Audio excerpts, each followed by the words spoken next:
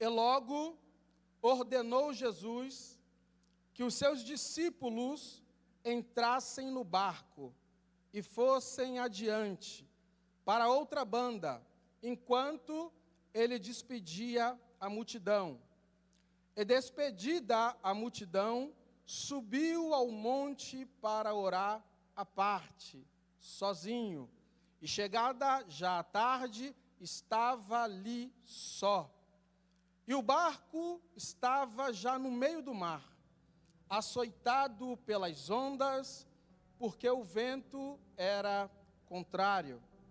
Mas, na quarta vigília da noite, dirigiu-se Jesus para eles, caminhando por cima do mar. E os discípulos, vendo-o caminhar sobre o mar, assustaram-se, dizendo: é um fantasma, e gritaram com medo. Jesus, porém, lhes falou logo, dizendo: tende bom ânimo, sou eu, não temais. E respondeu-lhe Pedro, sempre ele, Pedro disse: Senhor, se és tu, manda-me ir ter contigo por cima das águas. E ele disse: vem. E Pedro, descendo do barco, andou sobre as águas para ir ter com Jesus. Mas, sentindo o vento forte, teve medo, e começando a ir para o fundo, clamou dizendo: Senhor, salva-me. E logo, imediatamente Jesus, estendendo a mão, segurou-o e disse: homem de pequena fé, por que duvidaste? E quando subiram para o barco, acalmou o vento. Então, aproximaram-se os que estavam no barco e adoraram-no, dizendo: és verdadeiramente o Filho de Deus. Feche seus olhos, curva a sua cabeça. Pai bendito, Pai santo, Pai glorioso, Tu és o Rei da glória, Pai. Aqui está a Tua igreja, a Tua noiva, diante de Ti, disposta, Pai, e disponível para ouvir a Tua voz. Fala conosco nesta hora, Pai, nos exorta, nos ensina, nos edifica. Fala conosco não aquilo que nós queremos ou desejamos, mas fala conosco aquilo que nós necessitamos ouvir da Tua parte. Até aqui o Senhor já recebeu a nossa adoração, o Senhor já recebeu o nosso louvor, o Senhor já recebeu as nossas orações, e agora é o momento do céu descer sobre nós, Pai, a vontade Tua. É o que eu te peço e já te agradeço, em nome do Senhor Jesus. Amém. Glória a Deus. Você pode aplaudir ao Senhor por essa palavra? Glória a Deus. Aleluia. Meus irmãos, esse texto que nós acabamos de ler, ele se ocupa em registrar para nós quais foram os primeiros passos de Cristo, quais foram as primeiras ações de Cristo, as primeiras atitudes de Cristo logo após a realização do tão conhecido milagre da primeira multiplicação de pães e peixes. E é muito interessante observar no próprio texto que mesmo após essa grande vitória espiritual, que foi o fato de alimentar uma grande multidão, usando apenas 5 pães e 2 peixinhos, nós não vemos em nenhum momento o Senhor Jesus manifestar o desejo de comemorar. Nós não vemos em nenhum momento o Senhor Jesus manifestar o desejo de celebrar, de festejar. Não, muito pelo contrário. O único desejo que Cristo manifesta logo após a realização do milagre da multiplicação é o desejo de ir para o lugar onde Ele mais amava estar. Pastor Márcio, que lugar é esse? Que lugar é esse que Cristo mais amava estar? Não pense você que esse lugar se trata de um lugar terreno, lugar físico, não. Esse lugar se trata de um lugar espiritual. E o versículo 23 nos ajuda com a resposta. Trata-se de um lugar de ficar a sós com o Pai. O lugar de ficar a sós com Deus. Cristo amava entrar e permanecer nesse lugar, o lugar de exercer uma profunda comunhão com as coisas do alto. Nós conhecemos como o lugar da oração, o lugar da intercessão, o lugar da intimidade, o lugar da comunhão, o lugar de exercer um verdadeiro, legítimo e genuíno secreto com Deus. O lugar do secreto com o Pai. Cristo definitivamente amava entrar e permanecer no lugar secreto, meio que decodificando para nós aquilo que está escrito no Antigo Testamento, que Deus revela os seus segredos aos íntimos, meio que decodificando para nós que todos os feitos que Cristo realizava em público, todos os sinais, todas as maravilhas, todos os prodígios, todos os milagres em público, eram fruto de um relacionamento que ele, como filho, exercia com o Pai no lugar chamado secreto. Olha aí, crente, a importância de eu e você também visitarmos e permanecermos nesse lugar chamado secreto com Deus. Cristo já sabia do extraordinário que ele deveria fazer mais adiante nesse mesmo texto. Cristo já sabia que ele ia conduzir o apóstolo Pedro também a se mover no extraordinário mais adiante nesse texto. Então o que ele faz? Se dirige ao lugar secreto, meio que se enchendo, se abastecendo daquilo que vem do alto. E aqui, nesse texto, antes de se dirigir ao lugar secreto, Cristo decide direcionar, orientar, conduzir os seus discípulos a um novo projeto. Um projeto que carecia e dependia de 3 tarefas por parte dos discípulos. 3 tarefas. Tarefa 1, pegar um barco. Tarefa 2, entrar no mar. Tarefa 3, passar com o barco para o outro lado. Repita isso após mim. Pegar um barco, entrar no mar, passar para o outro lado. Essas eram as 3 tarefas que cabiam aos discípulos nesse novo projeto estabelecido por Cristo. Agora você para e pensa comigo. Entre os discípulos haviam ali pescadores experientes, sim ou não? Sim, é óbvio que sim. Então, para pescador experiente, pegar o barco era algo comum.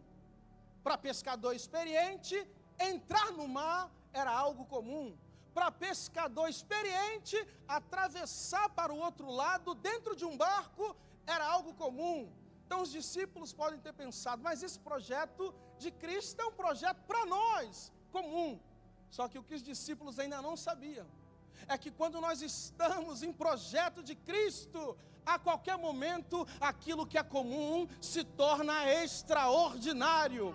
Eu vou repetir para você dar um glória bem forte. Quando estamos envolvidos, inseridos em projetos de Cristo, a qualquer momento, aquilo que é comum, que é trivial, que é normal, através dele se torna extraordinário. E a aplicação disso aqui na minha e na sua vida é muito simples. Qual é a aplicação, pastor? Não despreze o comum vindo de Cristo. Não despreze o comum vindo de Cristo. Não despreze as pessoas comuns que Cristo manda até você. Não despreze os ambientes comuns que Cristo te conduz. Não despreze as tarefas comuns que Cristo coloca na sua mão. Porque quando vem de Cristo, a qualquer momento, o comum se torna extraordinário. Quando as coisas são de Cristo, a qualquer momento o comum se torna extraordinário. Não despreze as coisas comuns, porque a qualquer momento o comum se torna extraordinário. Cristo estabeleceu um projeto novo e esse projeto carecia de 3 tarefas por parte dos discípulos: pegar o barco, entrar no mar e atravessar para o outro lado. Era simples, era comum. E as entrelinhas do versículo 22 até o 24, ela nos mostra que os discípulos prontamente colocaram em prática esse novo projeto estabelecido pelo mestre. Fica ali intrínseco que eles, de fato, pegaram um barco, que eles, de fato, entraram no mar e que eles, de fato, se puseram a passar para o outro lado. Pastor, por que o Senhor diz nas entrelinhas? Porque no versículo 22, Cristo fala do projeto. No versículo 23, Cristo está no secreto com o Pai orando. E quando chega o versículo 24, os discípulos já estão lá no meio do mar, dentro do barco, sem um aviso prévio. Quando chega o versículo 24, os discípulos já estão lá no meio do mar. Isso me leva a entender que as entrelinhas entre o versículo 22 e 24 nos revelam duas coisas. Primeiro, eles colocaram em prática o projeto estabelecido por Cristo. Já estavam lá no meio do mar. Segunda revelação, o início do projeto permaneceu dentro da esfera do comum. Por quê, pastor? Porque provavelmente eles pegaram um barco e o texto não registra problema algum. Provavelmente eles entraram no mar e o texto também não registra problema algum. Provavelmente eles começaram a jornada, a travessia, e o texto não registra problema algum. Mas quando eles chegam lá no meio do mar, lá no meio da trajetória, lá no meio do percurso, algo inesperado acontece. Algo inesperado e improvável acontece. Pastor, o que acontece? O ambiente que era comum, normal, trivial e do conhecimento deles, de repente, senhoras e senhores, se transforma num ambiente completamente fora do comum, completamente difícil, doloroso, um ambiente completamente fora do controle dos discípulos. Agora, diz você aí, crente, se não é exatamente assim que acontece na nossa vida. A vida parece que vai de vento em polpa, as coisas vão acontecendo dentro da esfera do que nós achamos comum, normal, natural, está tudo bem, mas de repente vem uma enfermidade, de repente vem uma crise, de repente vem uma provação, de repente vem algo que a gente não espera e vem com único, exclusivo intenção. Qual é, pastor? Revelar para nós que o cenário agora é desfavorável. Vem na intenção de revelar para nós que o cenário que era comum agora se tornou um cenário completamente fora do nosso controle. Aquilo que era comum, normal e trivial agora se tornou desfavorável e completamente fora do nosso controle. Mas Deus, através da sua infinita graça, bondade e misericórdia, Ele nos reúne aqui hoje, agora, para te fazer entender uma coisa: mesmo quando as coisas fogem do nosso controle, elas permanecem rigorosamente no controle de Cristo. Eu vou repetir, porque isso aqui é profético na vida de alguém. Mesmo que o cenário tenha se tornado desfavorável para você, mesmo que a situação tenha fugido, escapado do seu controle, Deus quer que você saiba, meu filho, Deus quer que você saiba, minha filha, que em momento algum saiu do controle dele, em momento algum fugiu do controle dele, em momento algum escapou do controle dele.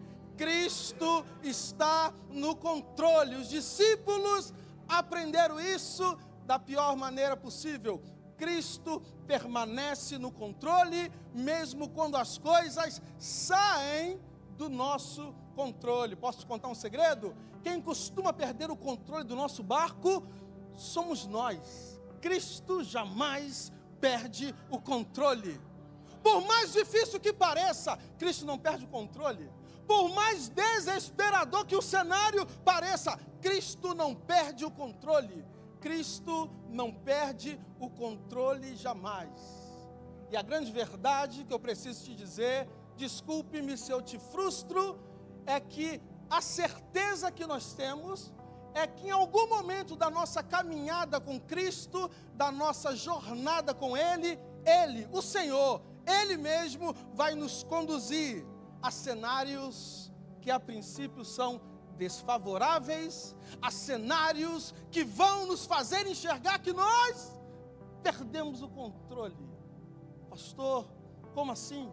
Porque o meu mestre, o meu Senhor, o meu Salvador vai me conduzir a um cenário desfavorável para me fazer enxergar que eu perdi o controle? Por 3 motivos.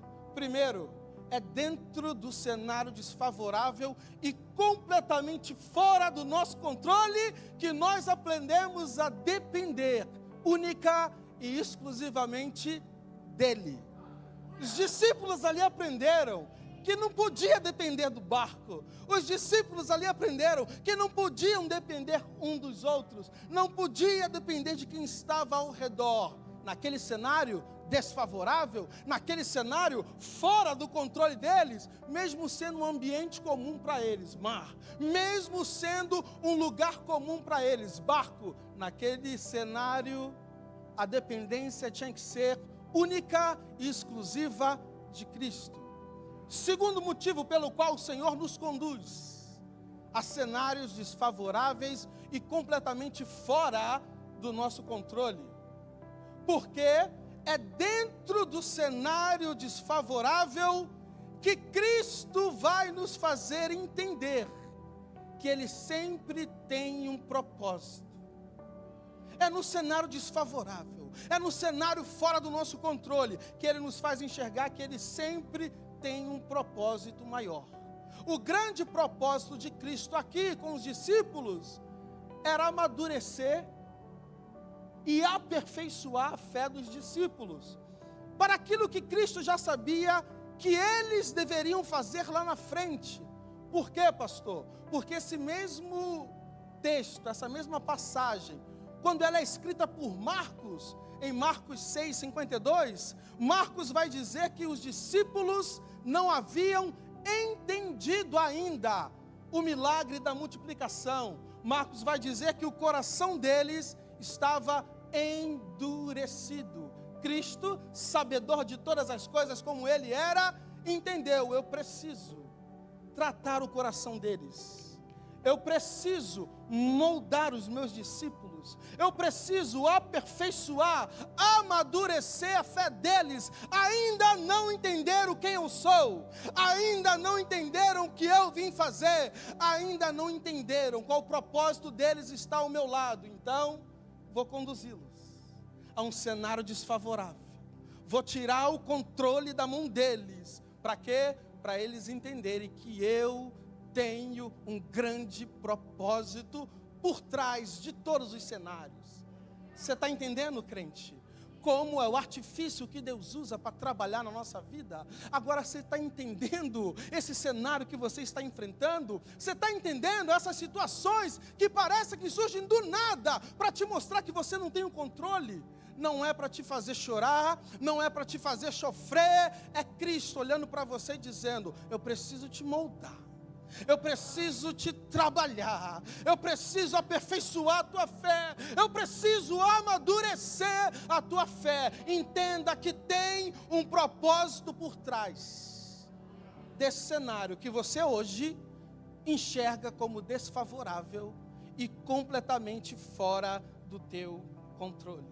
Terceiro motivo pelo qual o Mestre nos conduz a cenários desfavoráveis e completamente fora do nosso controle, porque será no meio desses cenários que Cristo irá nos ensinar as maiores lições da nossa vida.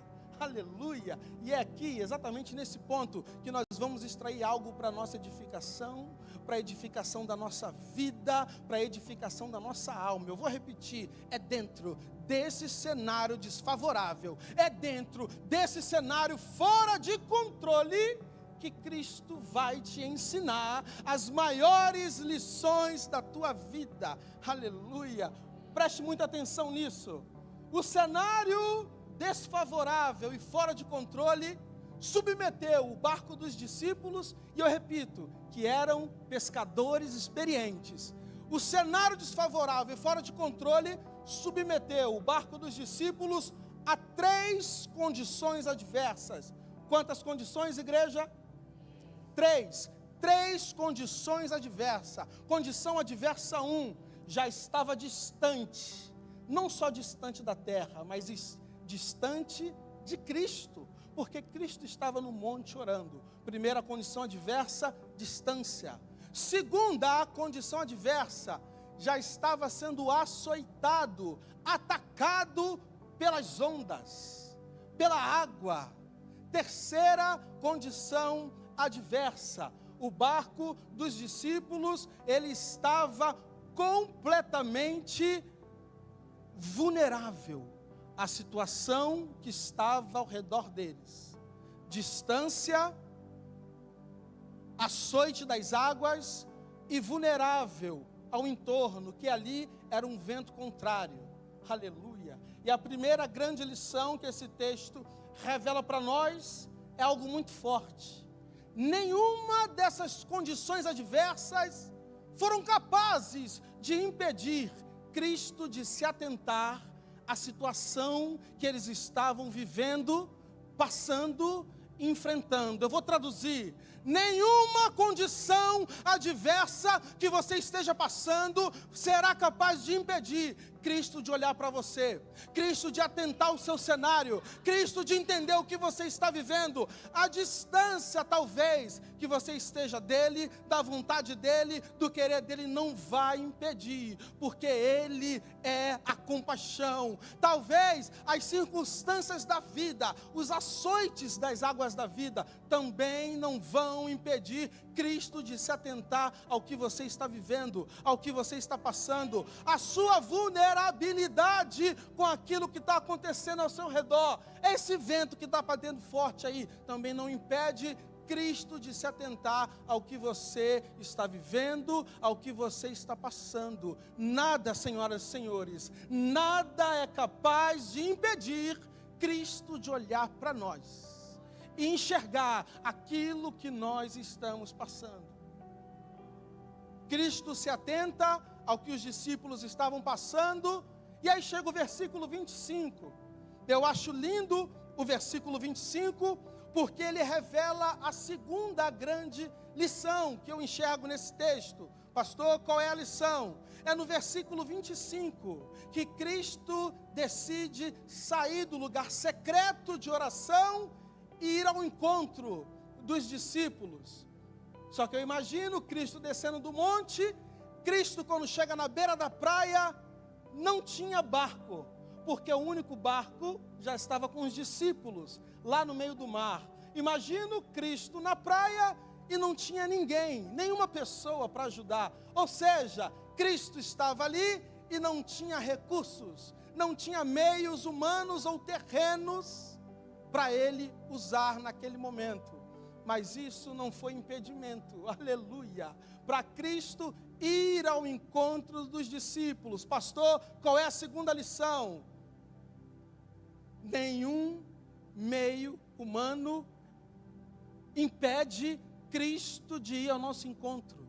Cristo não depende de meios humanos, Cristo não precisa de meios terrenos, Cristo não depende de meios humanos para ir ao nosso encontro, para ir até onde nós estejamos. Você pode ter certeza, meu irmão, você pode ter certeza, minha irmã, que Cristo já está vindo ao seu encontro, mesmo que talvez você não esteja vendo, mesmo que talvez você não esteja percebendo, mas Cristo está se movimentando em tua direção. Cristo já se atentou ao teu cenário, Ele já viu o que você está passando, Ele já viu o que você está enfrentando, e Cristo está indo em sua direção, porque Ele não depende de meios humanos para vir ao nosso encontro. Cristo não depende de meios humanos. Não tinha recurso nenhum, não tinha meios humanos nenhum, mas os discípulos, no meio daquele cenário caótico, eles percebem algo diferente. No meio daquele cenário, aleluia, vem ele caminhando por sobre as águas. Ele quem? O Yeshua, o Salvador, o Messias, o Rei da Glória. Vem ele caminhando por sobre o mar em direção aos discípulos, porque ele não está preso a meio humano algum. Se tiver que vir ao nosso encontro, ele virá, mesmo que contrariando aquilo que nós entendemos como lógica humana. E Cristo vai andando por sobre as águas, e eu amo a maneira de Cristo agir, porque Cristo sempre vem de uma maneira que nós não esperamos que ele venha. Cristo sempre age de uma maneira que nós não esperamos que ele vai agir. Aleluia! Eu tenho uma palavra para você. Cristo já está vindo, tá? Mesmo que você não esteja vendo, mesmo que seja de um lugar que você menos espera, Cristo já está vindo, a tua solução já está chegando, a tua solução já está a caminho, a tua saída, o teu escape, aquilo que você pede como refrigério, já está caminhando em tua direção, e vai chegar de uma maneira que você menos espera. Quem ali diria que Cristo ia vir caminhando por sobre as águas, mesmo que os discípulos não esperassem por isso? Cristo foi ao encontro deles, caminhando por sobre as águas. Aleluia! Cristo foi ao encontro dos discípulos, caminhando por cima da... Cristo foi ao encontro dos discípulos, caminhando por cima da água. Agora, pensa comigo, qual era o problema dos discípulos? A água. Era a água, as ondas que traziam para eles a sensação de perigo, que traziam para eles a sensação de insegurança, de risco.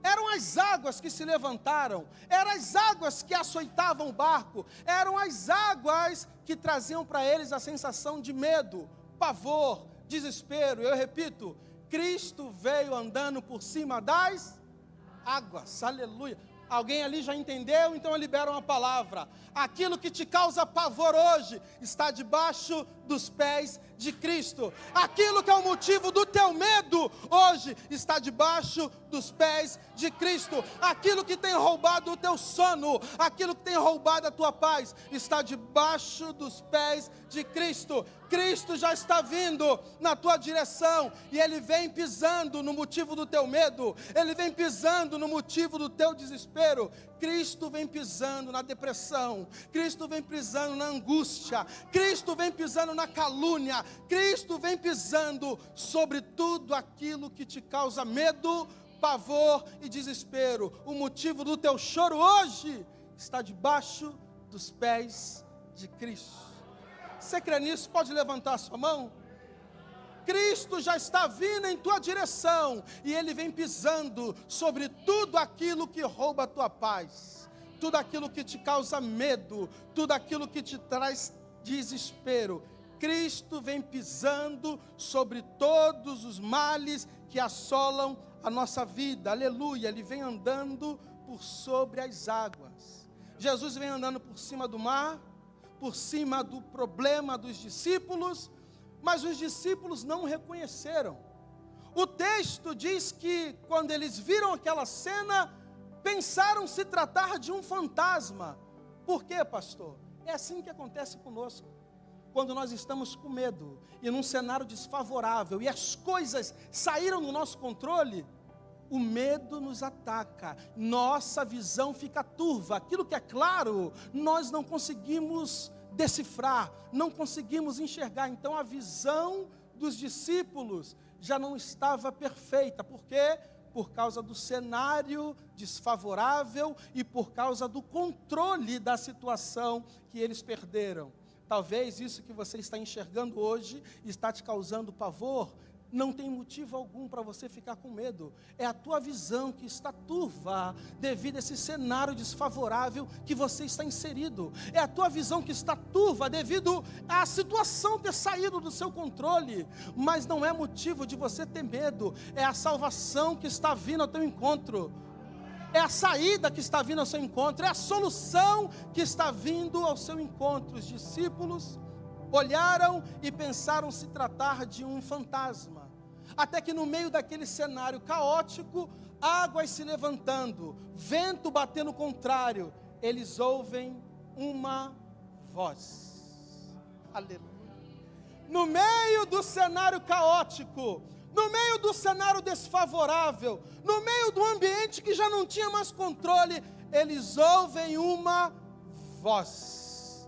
Pastor, que voz é essa? É a mesma voz que está mencionada em Salmos 29, 3. A voz do Senhor está sobre as águas, o Senhor troveja, o Senhor está sobre as águas. Era a voz do Senhor, dizendo para eles: tende bom ânimo, sou eu, não temais.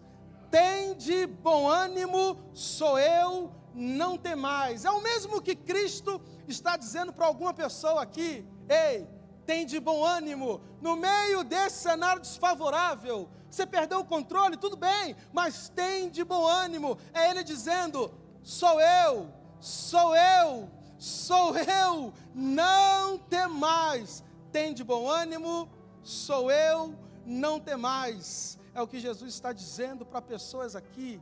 Ei, crente, sabe o que eu aprendo nessa palavra? Eu aprendo que haverá situações, guarde isso, haverá situações na nossa jornada e caminhada, que o cenário desfavorável que nós estamos inseridos e a ausência do controle vai fazer com que nós não enxerguemos bem, mas nada pode impedir a nossa capacidade de ouvir a voz dele, mesmo que os meus olhos na situação não reconheçam que é ele, mas os meus ouvidos estão apurados para saber, é ele que está falando comigo, é ele que está vindo na minha direção. Por que, pastor, os ouvidos? Porque a fé vem pelo ouvir. Ouvir o quê? A palavra do mestre. Talvez você não veja saída, talvez você não enxergue escape, mas os seus ouvidos detectam que é Ele que está falando contigo, é a voz do Mestre que está vindo para te consolar. Tende bom ânimo, sou eu, não temais. Não consigo ver a saída, mas os meus ouvidos ouvem a voz do Mestre. Só que Pedro estava dentro do barco. Pedro, quando ouve a voz do mestre, ele faz um pedido ali no mínimo inusitado, surpreendente: Senhor, se és tu mesmo. Mas espera aí, a voz nem disse o nome, só disse: tende bom ânimo, sou eu, não temais. Os ouvidos apurados de quem anda com Cristo sabe, é Ele: Senhor, se é tu mesmo, manda-me ir ter contigo por sobre as águas. Um pedido surpreendente, só que muito mais surpreendente que o pedido de Pedro é a palavra que Jesus libera como resposta. Está escrito, Jesus disse: vem. Aleluia. Jesus está chamando pessoas aqui hoje para viver e andar no extraordinário. Jesus está dizendo para você: vem. O cenário está desfavorável, você não tem mais o controle de nada, mas quem está te chamando sou eu. Vem. Vem andar no sobrenatural, vem viver o extraordinário. Jesus disse: vem. Aleluia. E Pedro, corajoso como ele, o mais atirado dos discípulos, ele começa a andar por sobre as águas. E o que eu acho lindo aqui, profético, é que eu imagino que enquanto Pedro estava olhando para Jesus, ele começa a andar e sentir terra firme, mas era água. Com os olhos em Jesus, andando no sobrenatural. Com os olhos em Jesus, andando no extraordinário. Com os olhos em Jesus, andando e vivendo milagre. Com os olhos em Jesus, fazendo aquilo que nenhum homem na face da terra ousou em fazer. Com os olhos em Jesus, vivendo algo extraordinário. Mas chega o versículo 30.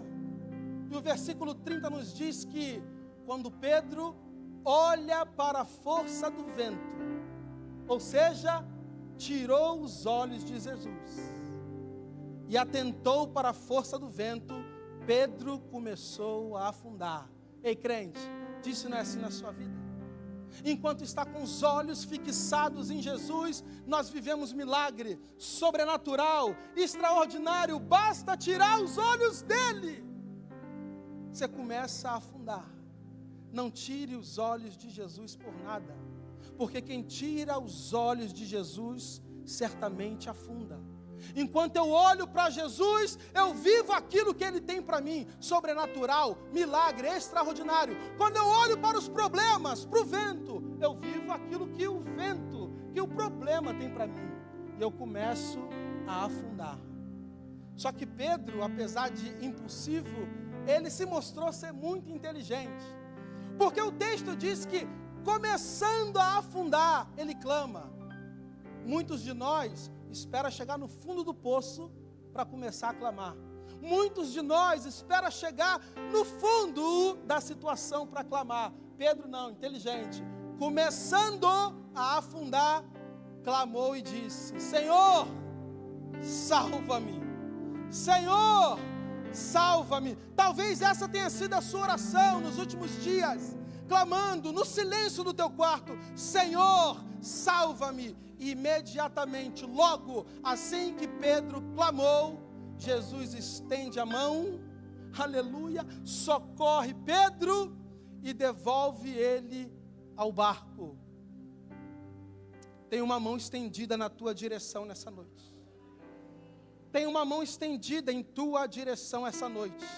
E não é mão de homem, é a mão do mestre, é a mão do Senhor. Não confunda jamais a mão do mestre com a mão de homem, porque a mão do homem, seja ele seu familiar, seu patrão, seu amigo, a mão do homem só tem pele, nervo, osso e sangue, mas a mão dele, a mão do mestre, a mão de Cristo tem socorro, a mão de Cristo tem salvação, a mão de Cristo tem livramento, na mão de Cristo tem saída, tem escape, tem socorro, e essa mão está estendida em tua direção. Quando alguém estende a mão para ajudar, tem um segundo ato que vem junto com o estender da mão, que a gente nem percebe. Se eu estendo a mão para ajudar o Eric, automaticamente segurei a mão dele. Se eu quero ajudar, eu puxo ele para onde eu estou. Só estende a mão para ajudar quem está numa situação melhor do que o ajudado. Isso me leva a entender que quando Cristo estende a mão para Pedro, ele puxa Pedro para si, puxa Pedro para perto. Qual é a revelação aqui?